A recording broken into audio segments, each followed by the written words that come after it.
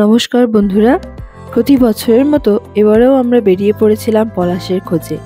সেই পলাশের খোঁজ করতে করতে গিয়ে পৌঁছালাম রামকৃষ্ণ আশ্রমে। বাঁকুড়া জেলার কালাপাথর নামে একটি গ্রামে এই আশ্রমটি রয়েছে। আরও স্পষ্ট করে বলতে গেলে আশ্রমটি বাঁকুড়া পুরুলিয়ার রাস্তায় যে টোল রয়েছে তার কিছুটা আগেই।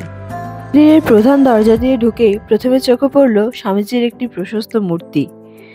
গেট থেকে কয়েক পা এগিয়েই দেখলাম ডান দিকে বিরাট এক পলাশ গাছ, যা নিচটা ছেয়ে আছে লাল পলাশে। অপূর্ব সে দৃশ্য। পলাশের খোঁজে বেরিয়ে আশ্রমটি দেখতে পাই, আবার আশ্রমে ঢুকেই দেখছি পলাশের ছোঁয়া।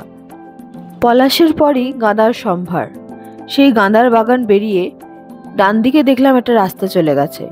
রাস্তা ধরে কিছুটা এগোতেই বুঝতে পারলাম এটা মূল মন্দিরের রাস্তা। চলুন এবার মন্দিরে ঢোকা যাক।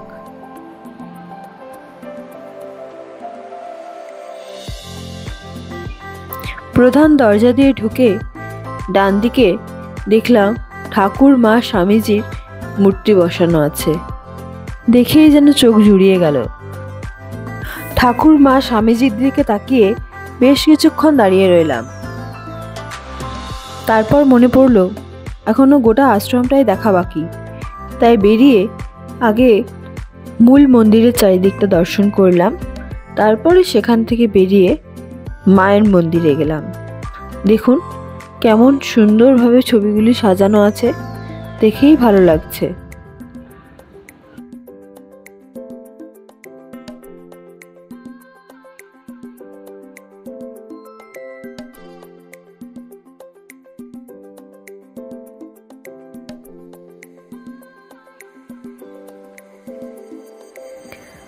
রামকৃষ্ণ আশ্রম যেহেতু সর্বধর্মের সমন্বয়, সমস্ত দেবদেবীর ছবি কিন্তু এখানে টাঙানো আছে এবং প্রতি অনুষ্ঠানে এগুলো পালনও করা হয়।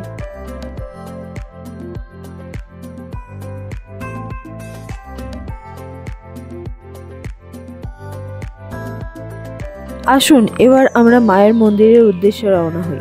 এই যে রাস্তাটা, এটা সোজা গিয়ে ডান দিকে গেলেই মায়ের মন্দির। এখান থেকে রাস্তাটাই কি সুন্দর লাগছে দেখুন, যেদিকে তাকাচ্ছি সেদিকেই সুন্দর, মনটা জুড়িয়ে যাচ্ছে পুরো। এখান থেকে বেরিয়ে সোজা হেঁটে যখন যাচ্ছি দেখছি কেউ একজন ক্ষেতের পরিচর্যা করছেন।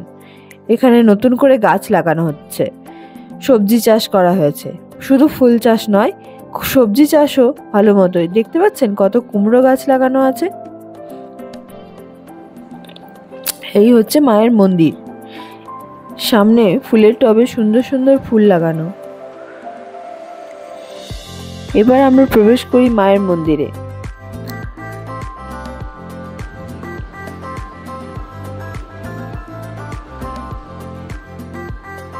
কি শান্ত মায়ের মুখ।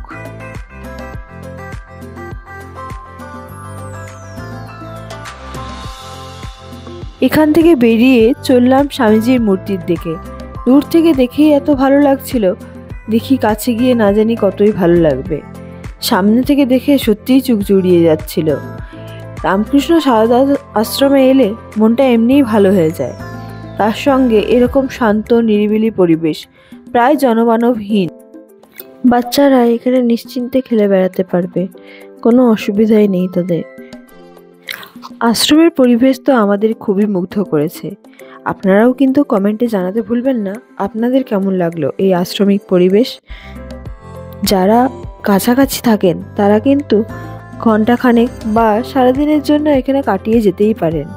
একটা ছোট আউটিংও হয়ে যাবে, নিজের মনের জন্য ওষুধও এটা বলতে পারেন।